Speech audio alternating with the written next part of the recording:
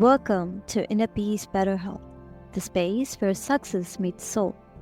Today, we're joined by Matthew Strunk, an entrepreneur who built and sold multiple companies for millions, only to discover that external success don't guarantee fulfillment. Through IllumiShift, he now helps people navigate life's biggest transitions, aligning achievement with true purpose and clarity. Matthew, it's so nice to have you on the show. Yeah, thank you. So nice to be here. Looking forward to it. Thank you. It's a pleasure. So, Matthew, you achieved enormous external success, yet found it left you feeling empty. What did that realization teach you about fulfillment? Well, I suppose the short answer is that, well, I'll give you a little context, I suppose. Before I started any of my companies that were successful, I grew up pretty poor and I had some family issues, like kind of the normal stuff, I guess you could say. And as an early adult, 18 years old, call it, I felt lost, stuck, just unfulfilled, and just really questioning, what is the point of all of this? Like, what am I supposed to do? And then I went down the path of entrepreneurship and failed a bunch of times with businesses. I actually went as far as like hitting rock bottom, like basically bankruptcy and all that stuff. And I floundered around with jobs and just getting stuck. And in my mind, I was like, if I could just get one of these businesses to succeed, then I would finally have what I don't have, which is I don't have money, I don't have status, I don't have awards or recognition. So like that must be why I feel the way I feel, was the idea. And then fast forward, several years, I ended up having a company that took off and worked well. And we were Inc. 5000 fastest growing company awards. And, we were doing millions in revenue by like the second and third year in business. And, all the things I figured I needed. And we scaled that company up, and then I ended up selling it. And then I did another company and I sold that. And after the dust settled, where I now had all the money and all the things I figured would make me happy, I still felt stuck and like lost. And I'm just like, well, this sucks, because that was supposed to fix it all, Yeah.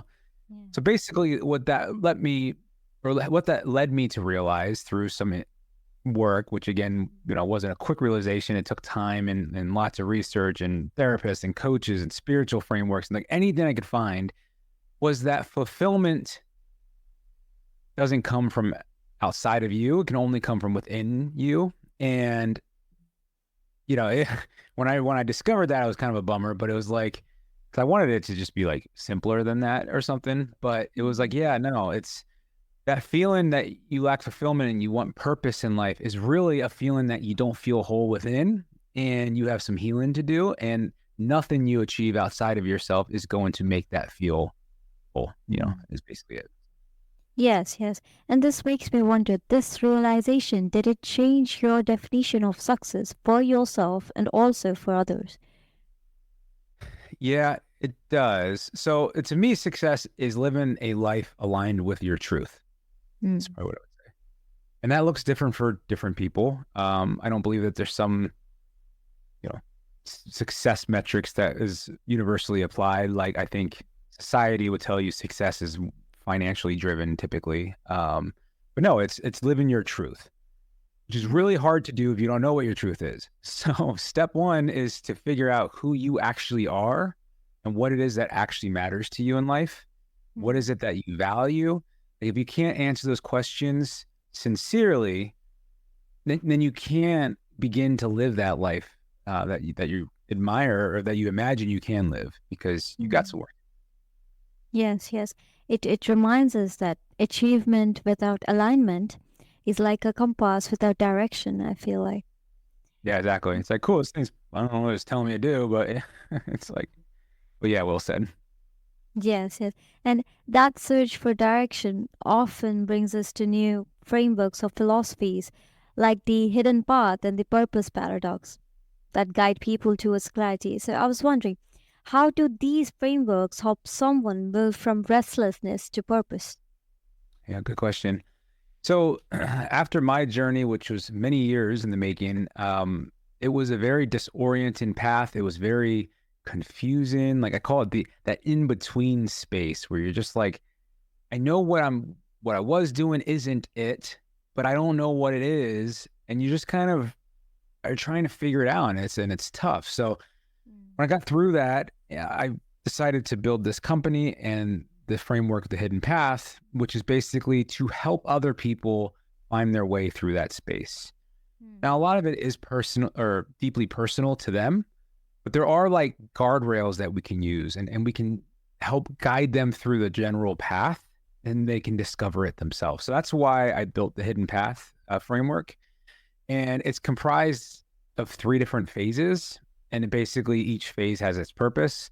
The first phase is about just clearing the noise, because what I found for myself and even with the people I work with now is that we're just so distracted in our modern day lives. Like we got phones, Netflix, this and that. And, maybe we're not eating well. So like we feel unwell. We're sick. We're not sleeping well. We're not outside. Like we're just all foggy and there's noise. And like, you can't hear yourself even think, let alone figure out what your, truth is. So phase 1 is to clear that noise. And we do that by establishing what I call an MVC, or a minimal viable change. So basically, what's the least amount we have to change to create enough space for us to find that clarity to start hearing ourselves about what our truth is? And that's the work we do in phase 1. And, the time of that phase just varies based off that person's lifestyle and everything else. That's the whole point, is to just open up the frequency so you can start even receiving stuff. And then we move into phase 2, which is all about the inner work. And so far, it's like pretty much every time there is a lot of inner things that need to be healed. And until you heal those things, they'll continue to block your progress. And that was also an unfortunate realization for me, because I was like, I don't want to do that. I don't want to, deal with any of my past trauma or wounds, but it's required. So in phase 2, now that you've cleared the noise and you have that space, you can start to turn inward and start to discover what it is that requires healing. You can start working through those things. You can work on being more mindful, more aware, more present. All of the things that, in my experience, help to lead you closer to that truth so you can hear it. At the end of phase 2, you now should be able to answer who it is that you actually are and what it is you're here to do in your mind. And then you move into phase 3, which is the realignment phase. And that's the easy phase, because now you know what it is you kind of want to accomplish. And we can just work towards the tactical steps of realigning your life around that truth so you can go on to live a life that's more fulfilling and more true with who you are. And that's the framework in a quick nutshell, basically. And the process that you have explained now, this makes me wonder, is it more about unlearning the old habits or discovering new ones? Good question. I think it's probably more about unlearning, if I'm being honest. Yeah. It's very much, letting go. A lot of it's about letting go too. Letting go to control and to outcomes and things that we're just taught growing up. That's like how it works, and it's like, Yeah. So unlearning is my answer there. Yeah, because I can like compare myself to this. I can relate to this because I'm a musician, and when I started my degree in music, the very first thing that I had to do was unlearn the wrong stuff that I learned by myself Yes. before learning new stuff. So I just felt like that's relatable to this process. So I just asked that question. Yeah, that's well said. It is. Yeah, you can't get to your best self if you don't unlearn whatever things are holding you back. And also for people who have this constant chase to have it all, and yet they still feel something's missing. So for people like them, what do you think is missing in their pursuit? I believe that it amazes me how often it comes down to their feeling of self-worth and their feeling of whether or not they are enough as they are. A lot of like high performing individuals, in the sense of like external success, I'll say, they have this failure, fear of failure, this fear of not being enough. And it might not be at the surface that they realize it, but really what they're doing is once I achieve X or once I get all these things, then I'll matter. Then I'll be enough. And that's a falsity. That's not how it's going to work. Like, you have to realize that you're enough as you are right now. You're already enough. You have to love yourself today. And then, and you know what else is kind of ironic, at least in my life, that I found is when I was chasing after money and all the things I thought I should have, I was driven by fear, right? Fear of not being enough, fear of I want you to think I'm important, right? So I want to build these businesses so you're impressed with me, whatever. And it led to burnout and physical health issues and stuff because it's just a very unhealthy way to like run. Yes. But ironically, when you find your truth and you find yourself becoming okay with who you are, regardless of job title, regardless of how much money you have, regardless of what other people think about you, when you truly become okay with who you are, all of those external things that you were chasing become like so much easier to obtain. Yeah. Because like you don't want it anymore. So then money's easier to get. And like all the things are easier to get now because it doesn't define you. It's like a weird paradox of sorts in that way. True. What I believe is that if we are not content with ourselves and we're chasing something external, we might probably not have it. And even if we do have it, we lose ourselves in that process. So you don't feel that happiness of, obtaining that. I Exactly. feel me. Yep. Yeah, it's like running off of fear to get to what you want. It's like taking a loan against your soul. Like you have to pay it back with interest. That's gross. It gets expensive. Yeah. Okay. So this brings me to the question, how internal alignment can internal alignment outweigh external accomplishments? Oh, 100%. Yeah. Yeah, definitely. Because you're doing what it is you're meant to do, Like when people talk about purpose, right? And I want to know my purpose, or, sometimes use other words, but the definition of purpose is the reason something was built or made, the reason it exists. So really what they're saying is, I want to know why I exist. And when you can answer that question, you have it all. Like the other things don't really matter then, because you now know your truth and you can walk every day in that path with confidence. And I think that's ultimately what we're all looking for. You just might not know it. Yes. And I also feel like fulfillment should be something like an inside job and not a scoreboard. That's what I believe. And once a person realizes that, I also feel like they often wonder, what's next? And how do I start making that inner change when I feel stuck or directionless? So, for people like them, what do you think is the first step they should take when they sense life has plateaued? I think the first step is knowing that you're not broken, you're not behind, like you're not alone. This is a common kind of feeling. I think the first step towards moving closer to that truth is to clear the noise. It's to look at your immediate environment and and you'll know intuitively if you ask yourself, but it's like, what is holding me back the most? Like, what is keeping me stuck? What is taking my peace from my mind and, ravaging it? Maybe it's toxic relationships even. And you're like, I need to get out of this relationship so I can get the space I need. Maybe it's a career thing that's really jacking you up. Maybe it's diet. Maybe it's exercise. Like only you can answer that.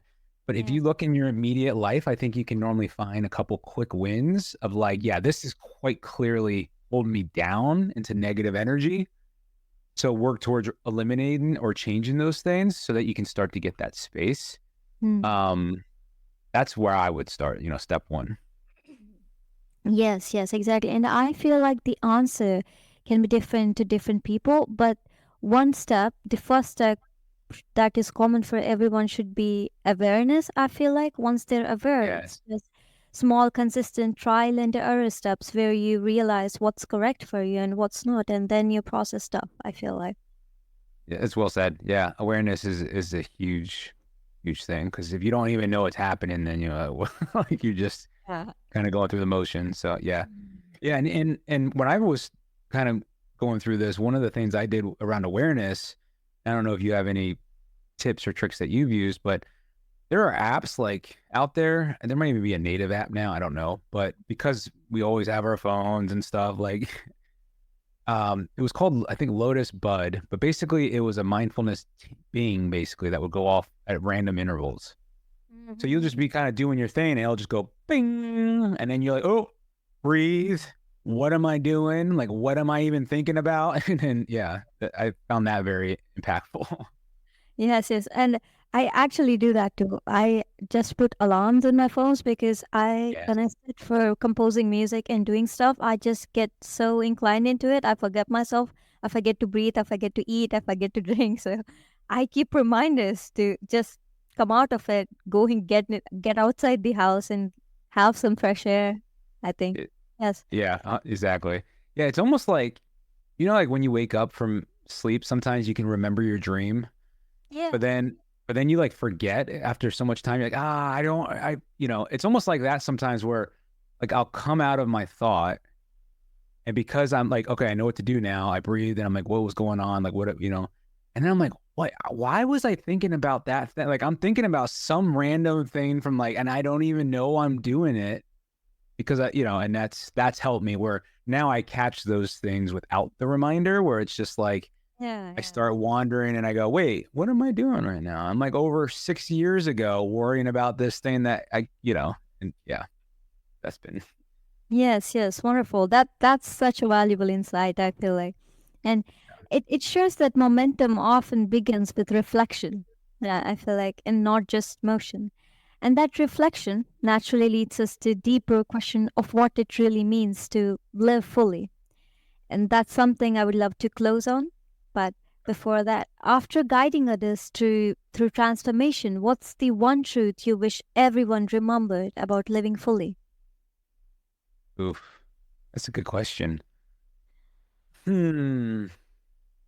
Well, I suppose one truth about living fully, huh? On one side, I want to say that living fully, again, comes down to being able to answer who you are and, all that stuff. But I've used that enough times, so I won't use that again. So I probably would tell you in one word, love. Yeah. It almost always comes down to just love. If you lead with love, if you do things you love, like you're quite clearly passionate about music, you probably love to do it. Like, follow love, do what you love, help others by loving. Like, we're not here for a whole lot of time. Like, Yeah. negative emotions and anger and fear. Like, man, love. That's what I would say. Yes, yes, yes, exactly. And I feel like if I could add, I feel like love yourself and every part of it, because there are good parts and there are bad parts. You don't have to beat yourself about the bad parts. You just have to love yourself for them too, because you're not the only one in the whole world that's feeling those emotions, I feel like. Yeah. Exactly. Yeah. Unconditional love. Love yourself Mhm. unconditionally. Yes, And I've been yes. working on that. I've been getting better, and I've been working on loving others unconditionally. The other day, Mm-hmm. my neighbor kind of like made me a little angry, and I'm like, oh God, all right, I love you. Like, God, I don't know, man. I'm finding this real tough right now. Breathe through it. It's like, love, I love you. It's all right. Yes, yes, yes. They say kill them with kindness. Yeah, exactly. Wonderful, wonderful. Well, that was very insightful and very beautiful conversation with you, Matthew. And I was wondering for our listeners who will be wanting to connect with you, what are the ways to do so? Yeah, I would probably point you to two main ways. The first one is my website, which is IllumiShift.com. So that's ILLUMI shift.com. On there, like, you can book a call with me, all those types of things. And then the second way is I just started a YouTube channel like days ago. So it's like really new, but I am very active on there starting now moving forward. So my YouTube handle is just at Matthew-Strunk. I think that's another great place to go if you're, want to dig into more content or find me. Wonderful, wonderful. The website and also the YouTube handle will be in the show notes. So I request all the listeners to go and check that to connect with Matthew. Yes.